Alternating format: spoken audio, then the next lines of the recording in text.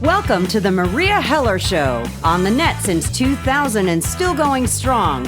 If you feel like you're not getting the real news, if you feel like you're not connected spiritually, you have found your home. Maria covers a wide range of topics as only a snarky New Yorker can. Straight up, no chaser. No censorship, no corporate sponsors, thus true freedom of speech. Your subscription gives you unlimited access as a member of the smartest audience on earth. Relax and enjoy the education. Now here's Maria. Good morning, world. Maria here, alive and kicking. Welcome to Awaken with Meria Monnica, the breath of fresh air once a month, where we talk about things that actually make a difference in your life. And today we're going to be talking about peace amongst the chaos as we continue to mull through Planet of the Apes, trying to keep our balance. So if you're not familiar with Monica Sepulveda's work, get over to Monica, MONNICA.com. There's a live link right here. She does great work, and she's as sweet can come. So good morning, Monica. Aw, thank you. Good morning, Maria. How are you? I'm good. The weather's starting to change here, so it's getting a little warmer, which is wonderful. So I'm glad about that. I love that. Yeah, it's cold here at night in California, but during the day it's been in the 60s. And my fruit trees, they're bearing fruit. I've got mandarins and lemons and oranges, and oh my gosh, there's nothing better than to pick some fruit. I know, I miss that. And to make some juice. I miss that. When I used to live in the valley, I had my own lemon and lime trees in my yard, and I used to love going out and just taking a fresh lemon and using it in my cooking. It was heaven. Oh, yeah. Absolutely, yeah. It was heaven on earth. But I did want to say that today is my granddaughter Jessica's birthday. She's 23 today. Oh, my gosh. Happy birthday, Jessica. You got an aquarium there, huh? Oh, yeah. She's an interesting one. That's the tattoo artist. Yeah. Well, she's born on the 18th, so that's a 9. And the 9 helps other people and does things for other people to make them feel happy. So that would be creative for her. And being born in the second month with that 9 is an 11 to Pinnacle, which means that she likes to be inspired in order to inspire others. Well, she's inspiring, all right, but the girls are off to Vegas having some fun to celebrate her birthday. How fun. So that's good. Why not, right? It's just hard for me to believe that she's 23 years old. You know, it just seems like you blink and boom, there they are, full-grown women. Yeah. It's unbelievable. Know, anyway, sorry about me, you guys. I've been sick with the flu for about 2 weeks. I've just recovered. All the infection's gone. It's been really bad in California. In fact, it's killed like 6,000 people.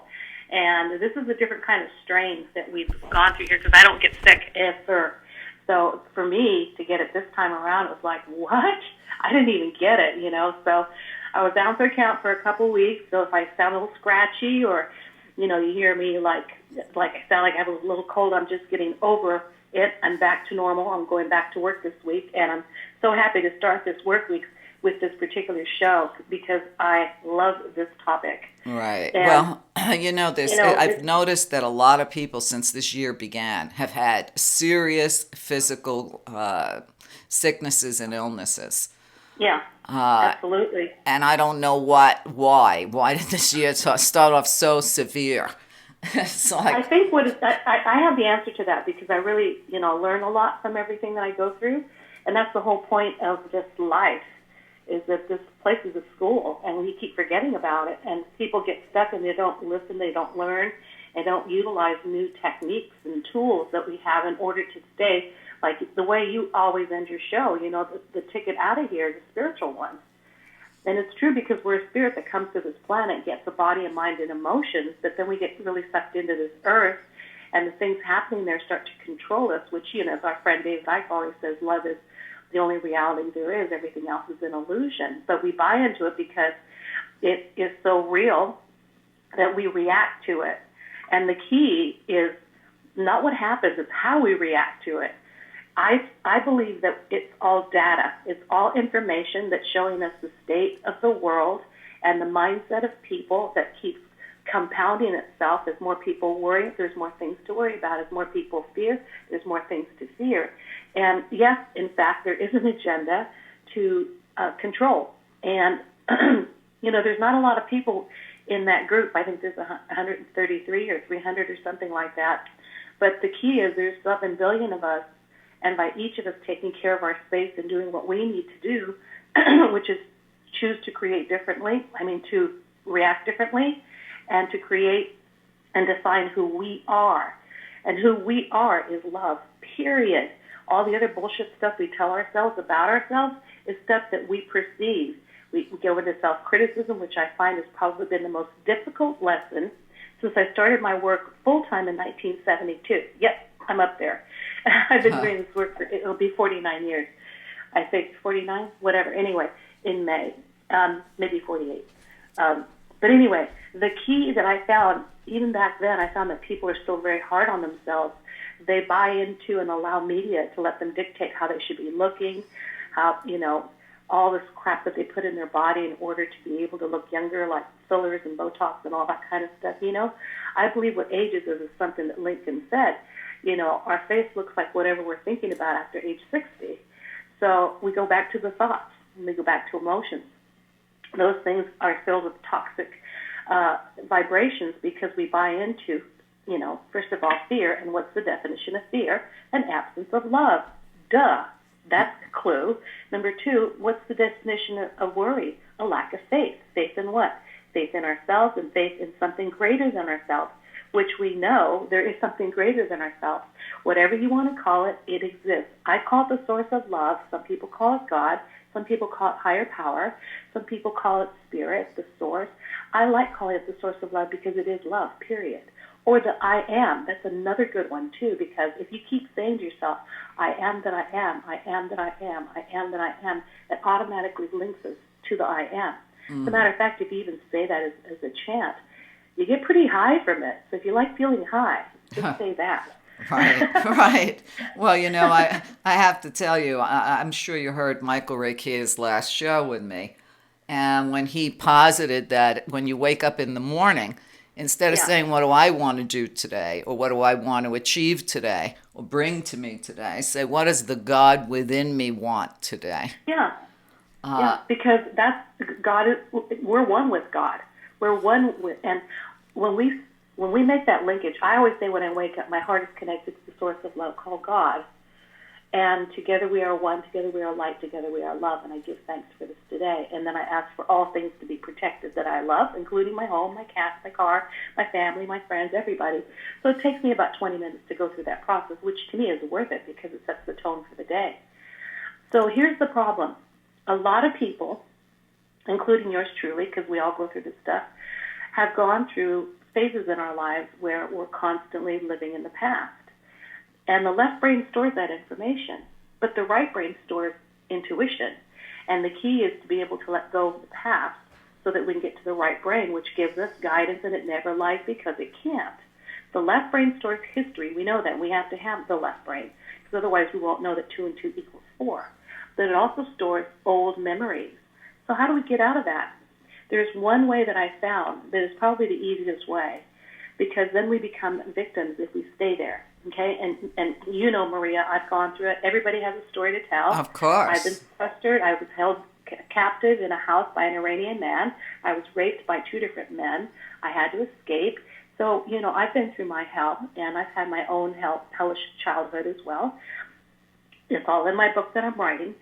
But everyone has a story to tell. Everyone. I don't care who's here on this planet. Nobody's life that I have met has been perfect. And even if it looked perfect, and I used to admire them, do you believe I used to admire people like Princess Diana and Michael Jackson? And it's like, no, it's not a good idea. Be appreciative of your own space. So here's what happens. When we start to, the other third one that's a real biggie is doubt. Doubt is the big one because that means that we haven't learned to define who we are. So who are we? We're love, period, end of subject. When you start telling yourself, or we tell ourselves that we're this or we're that, we're too fat or too thin or too tall, too skinny, too, not good enough. We use those words that berate ourselves, which is a form of self-abuse. And when we do that, that's what causes us to actually lower our frequency to the point where the body gets impacted by it, and we start going through different disease, a lack of ease. Mm-hmm. So therefore, we have to change those, and we have to pick a lane every morning. Today I choose love. Today I choose faith. Today I choose self-love and trust. and my heart is connected. Now, that in itself, it took me all of, 10 seconds to say? That's all we have to do in order to get ourselves on a path. But I also believe in gratitude, that we have to be grateful, count our blessings, not our problems. So the key is problems exist. They've already happened. If you're going through something right now, why?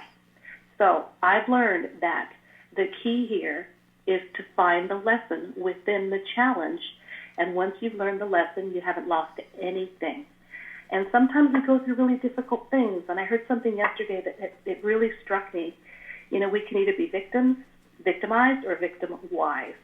And what I found is that we all go through difficulties, but we have to go out on the playing field and not sit on the sidelines by simply saying that everything I went through and everything that appears that I lost, I paid a huge price for it, but it was my tuition that I paid. Mm-hmm. Therefore, it was worth it.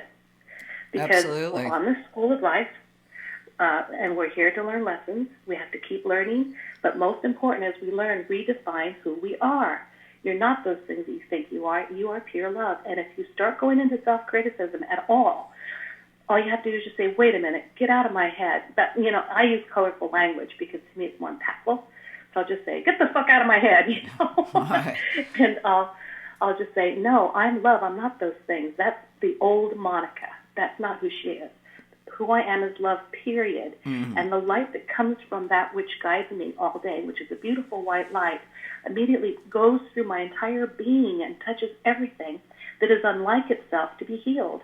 It immediately converts those old energies from wherever they come from and immediately turns them to light and love. Mm-hmm. So therefore, those things disappear. We don't have to sit there and go, why am I worried? Why am I this? Why am I... No, right. Okay. Acknowledge that you have those things and just ask that white light to immediately convert the energy to pure light and love.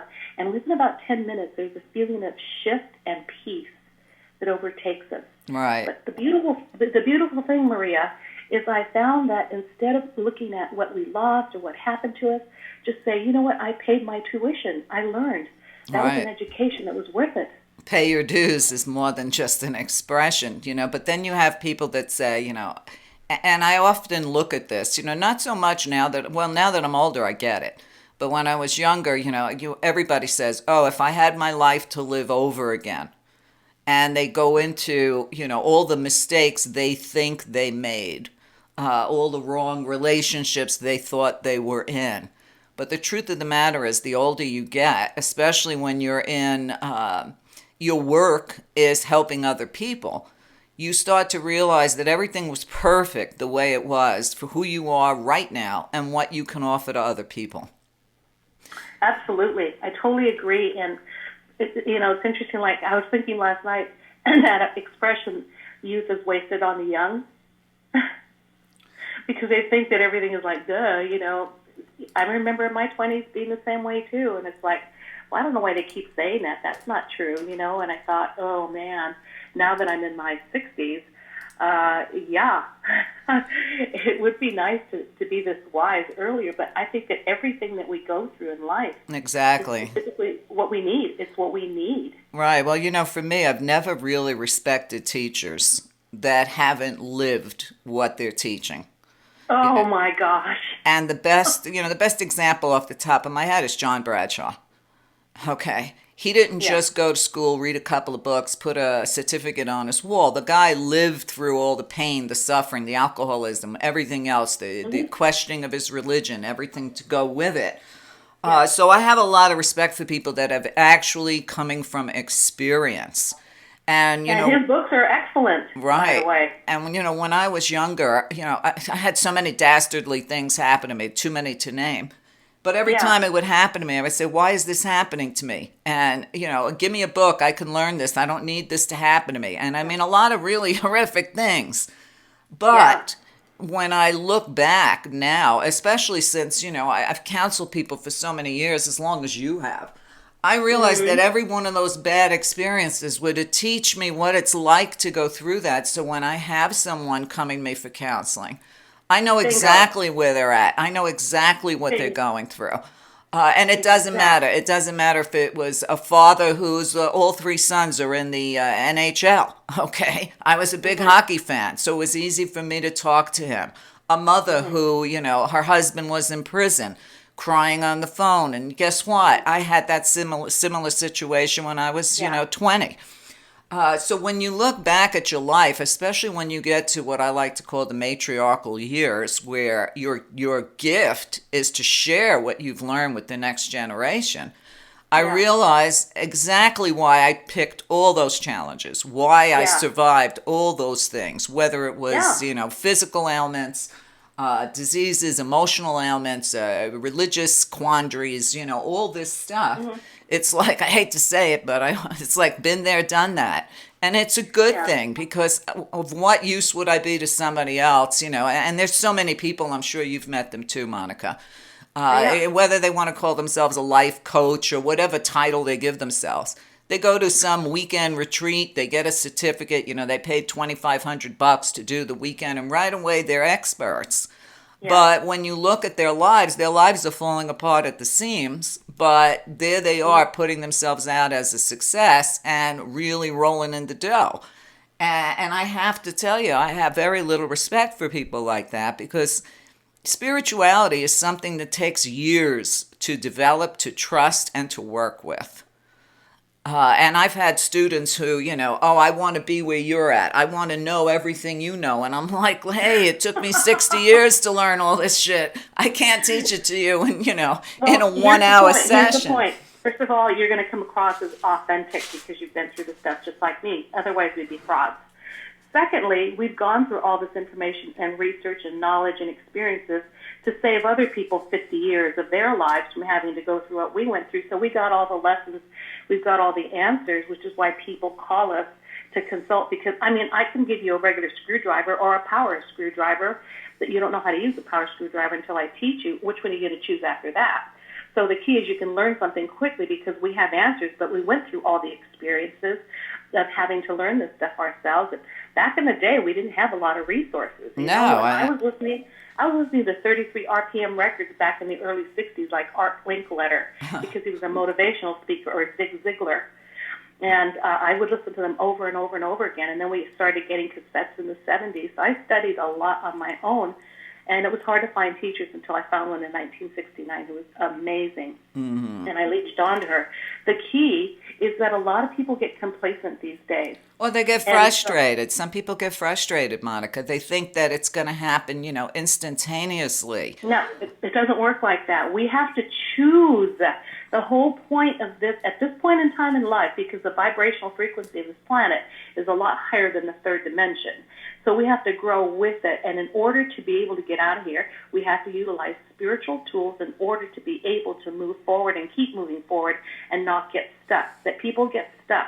That's why when they call me, I say, okay, you called me because it's time for you to get unstuck, right? Yes. Okay, so what is stuck? That means that we haven't learned anything new when there's information everywhere. And we didn't have that growing up. We didn't have computers. We didn't have Google. We didn't have YouTube. We didn't have resources that teach us things instantaneously. You had to figure out the Dewey Decimal System in the library. Oh, my God. I used to do numerology charts, and I had to use logarithms, and I was bad with math. It would take me 3 hours to do a chart. Now you just run in that information on the computer, get it back in like 2 minutes, Exactly. So it's like there's no reason why people should have to complain. The key is get out of the ruins. Well, what I like to let people know, because they do get frustrated on their spiritual journey. They just want, they want everything right away. It's understandable. However, as I remind my students all the time, the end of the journey is death. So what's the rush? Okay. To me, if you're not learning something new every day, that day is wasted. No matter what it is, whatever it is you're learning, doesn't have to be something spiritual, but spirituality is a very natural part of who we are.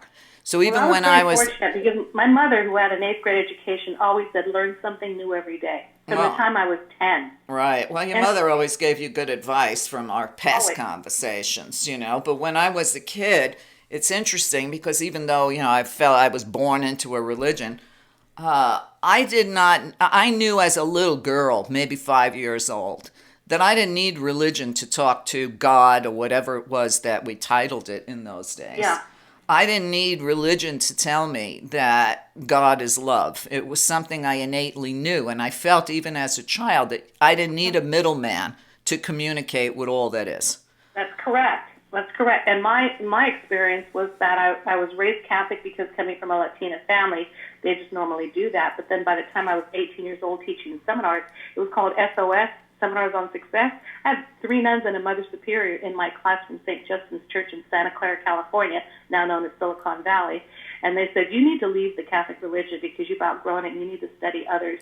And so I always tell people I got permission from the Mother Superior to leave the Catholic Church. You got pardoned. You got a pardon early in life, which was probably a good thing.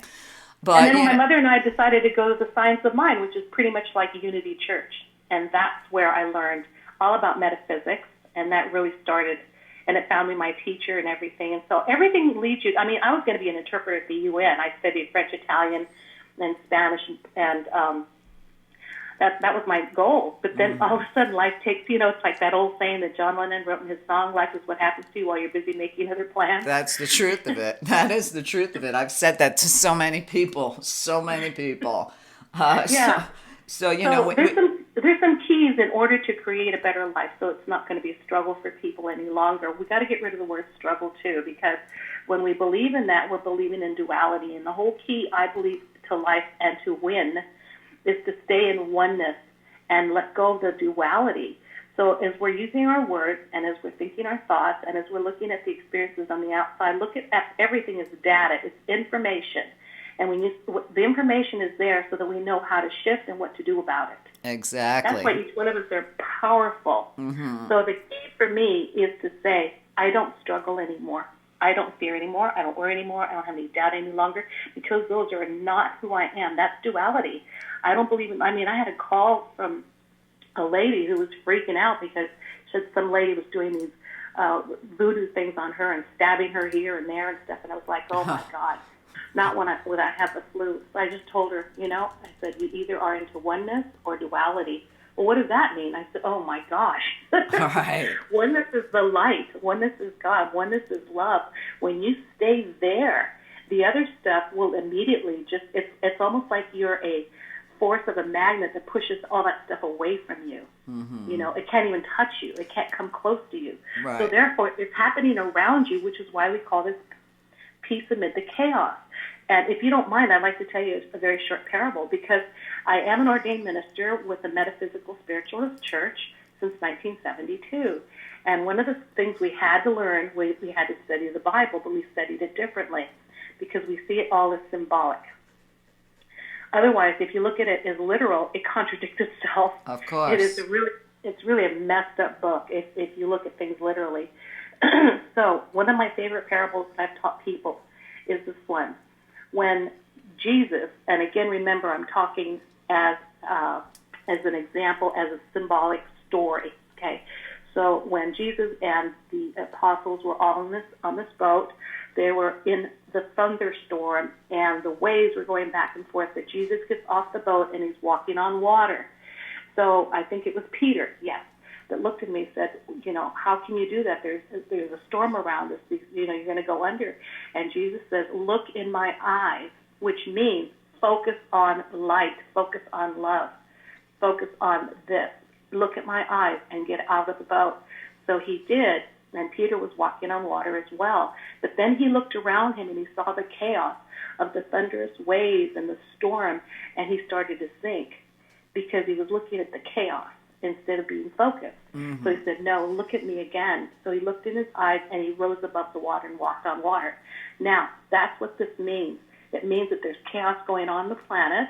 You can focus on that and get frustrated and get down about it and get, pissed off or whatever, or you could stay focused and centered on light and love, and that will raise up. Right. Well, high frequency, because what raising up means, a higher frequency, and water actually represents emotion. So when you're being raised, you're raising your frequency to one of love, and that's what keeps us not only protected, but then it opens up the right brain, which is called intuition, and we start receiving messages and guidance. And when you get a message and guidance, it can only tell you the truth, and it tells you exactly what you need to do next. So don't sit there and go back and forth and say, well, but, I got an idea to write a book, but who's going to publish it? Right. Or is it going to sell? Don't even go there. That's left brain bullshit stuff.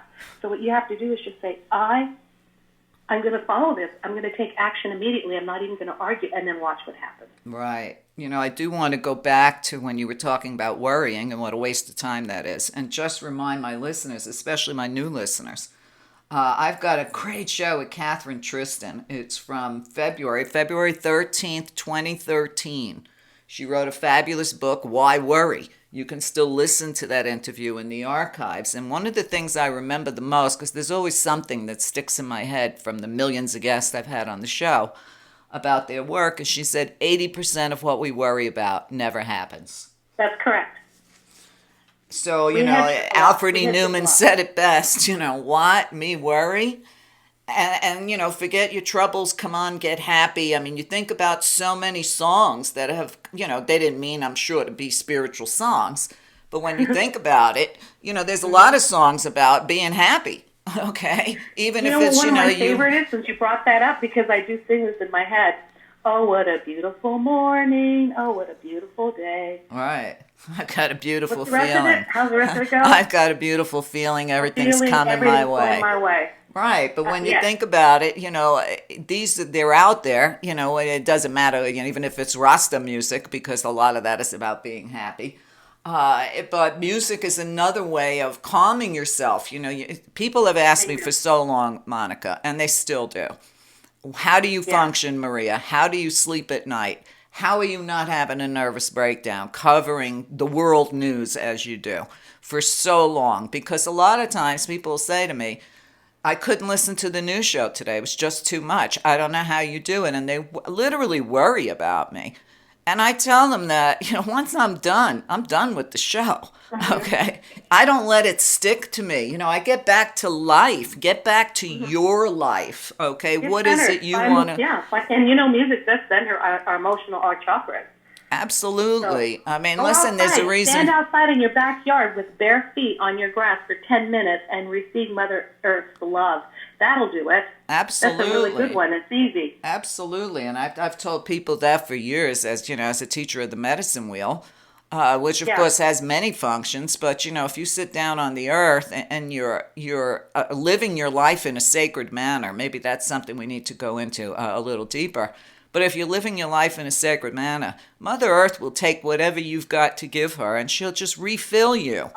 A couple of weeks ago, my daughter got ill in London. Mm-hmm. And she was, trust me, she was close to death. Okay.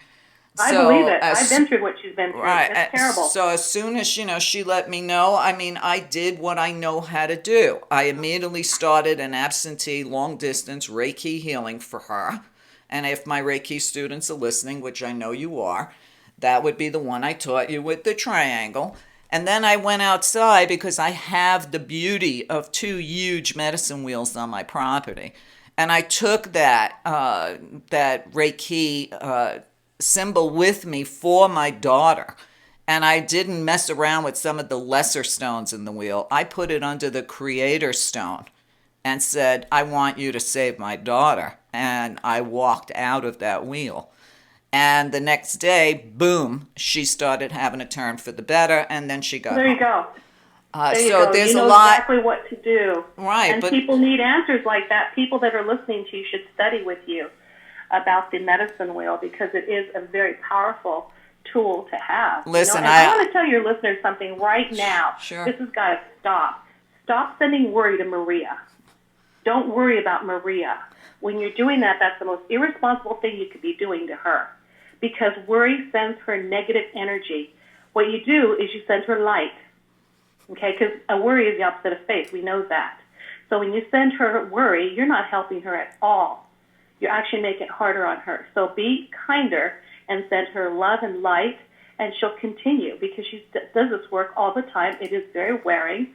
I always say, God, I don't know how you do it because I know that that's not my path. I couldn't do it. I help people individually.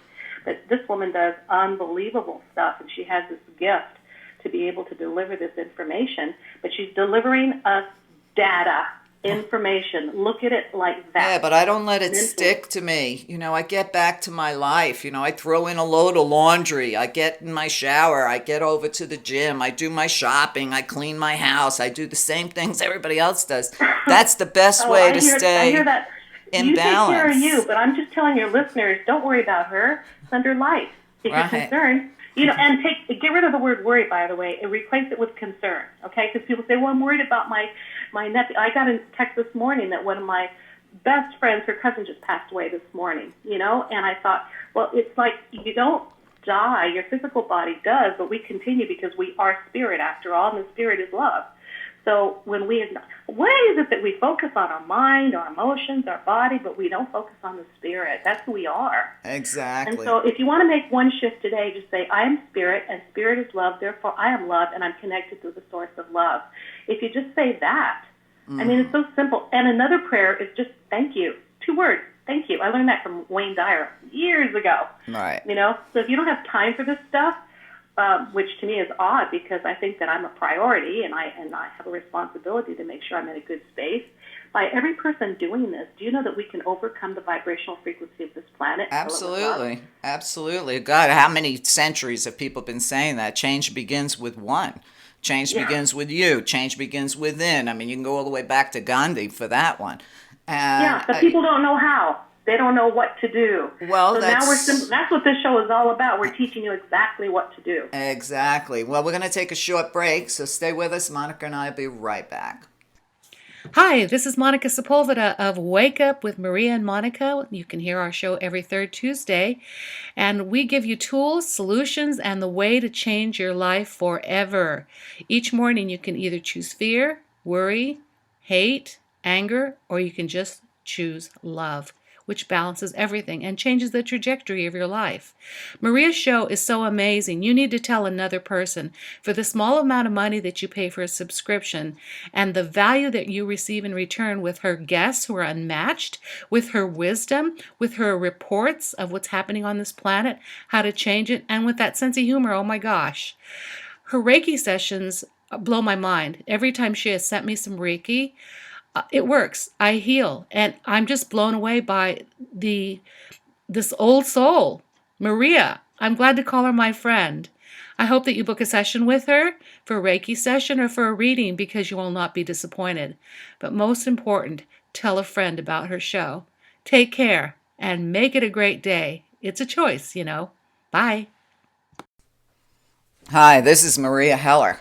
If you're enjoying this show, please consider listening to the rest of it, along with hundreds of other hours of education, by a small subscription on my site.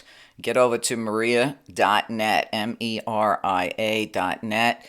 You are the only thing that supports this show. There's no corporate control, and there's plenty of education on site. So please consider either a subscription or a donation to keep the work going. There are too many alternative voices out there that are being silenced because of lack of support. So if you don't want MSM to be the only mind-controlling news out there, please consider supporting the people that support you and help us all save something for the future for our children. Thank you so much.